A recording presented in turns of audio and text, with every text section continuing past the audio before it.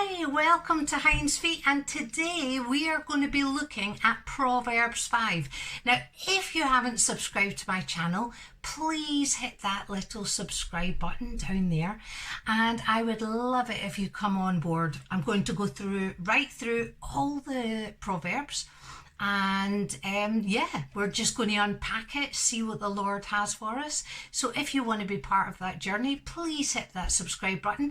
And if at the end of listening you want to give me a thumbs up, I really appreciate it. The more thumbs up I get, the more YouTube will send this video out so that lots and lots of people will get to hear God's word. So how awesome is that? So please give me a thumbs up. Please subscribe, that would be great. Okay, so let's take our hinds feet, Proverbs 5, and let's see what God has for us today. Let's get started.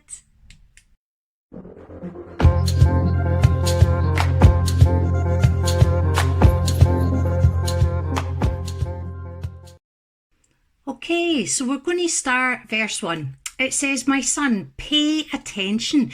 Now, when the word attention or be something or prepare, you always have to make sure that you do this thing. So God is basically saying to us, pay attention to what I'm telling you.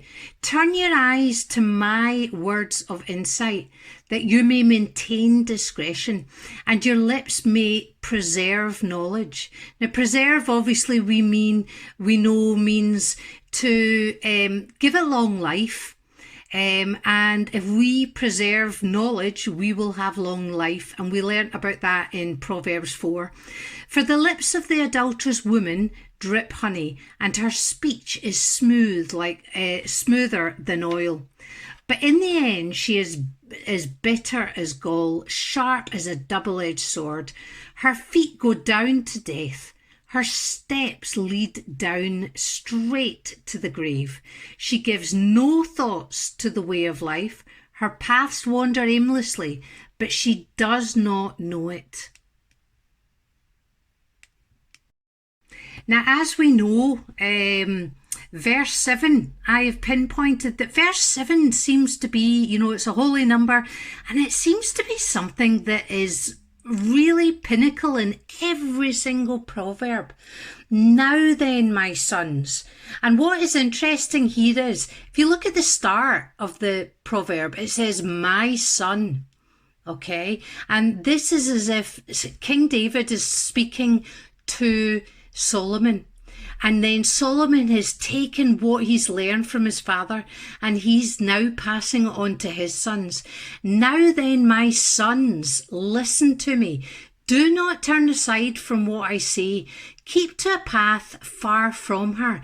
Do not go near the door of her house, lest you lose your honour to others and your dignity to one who is cruel, lest strangers feast on your wealth and toil enrich the house of another. At the end of your life, you will groan when your flesh and body are spent. You will say, how I hated discipline, how my heart spurned correction. I would not obey my teachers or turn my ear to my instructors, and I was soon in serious trouble in the assembly of God's people.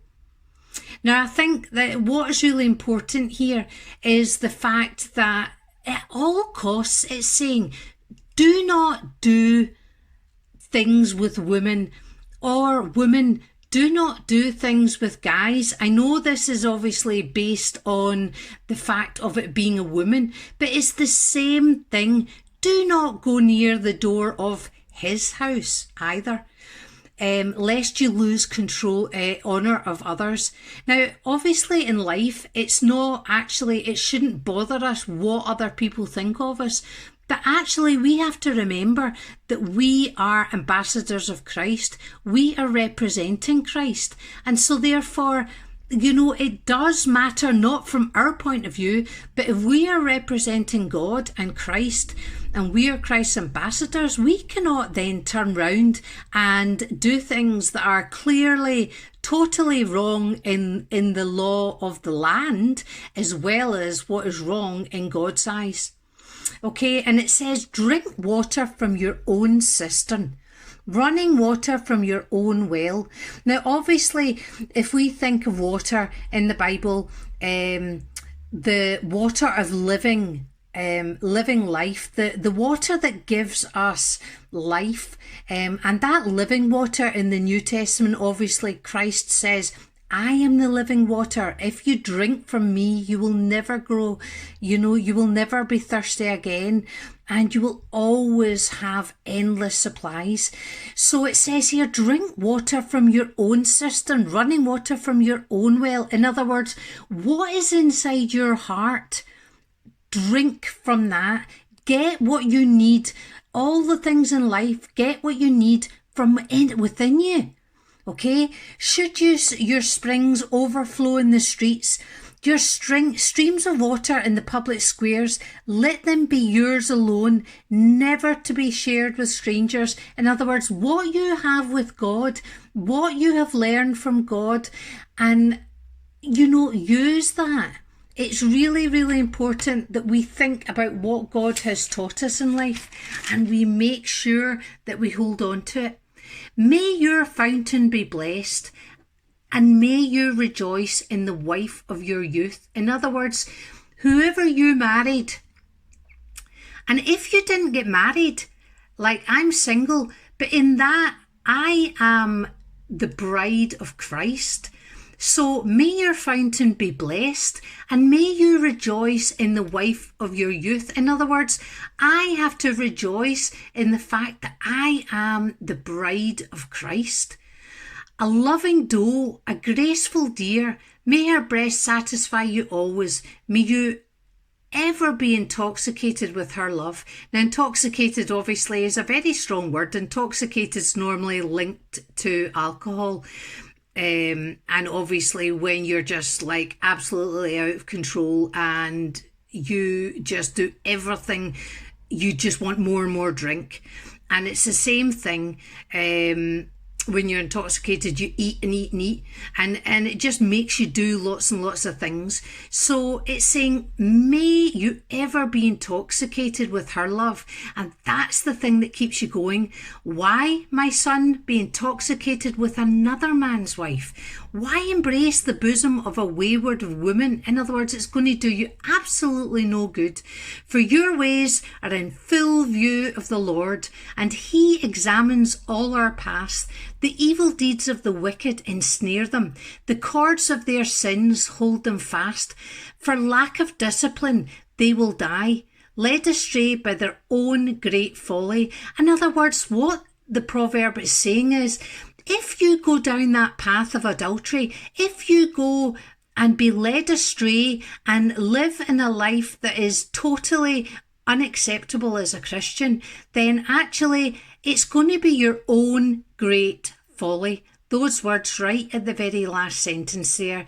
For lack of discipline, they will die. Now we have to take hold of God's word and what God is saying to us. And these words, yes, like every proverb we've done before, is very harsh, but God is saying to us, you don't need to be like that. And I just love this verse here. Drink water from your own cistern, running water from your own well. In other words, what is inside you? Hold on to it. So brothers and sisters, I'm going to leave you with that there. Drink water from your own cistern, running water from your own well. Should your springs overflow in the streets, your streams of water in the public square, so that basically everybody will see where your hope comes from. Everybody will see and honour you. And how lucky we are for that. So may God bless this reading today that we have done in Proverbs 5, warning against adultery. God bless and take care.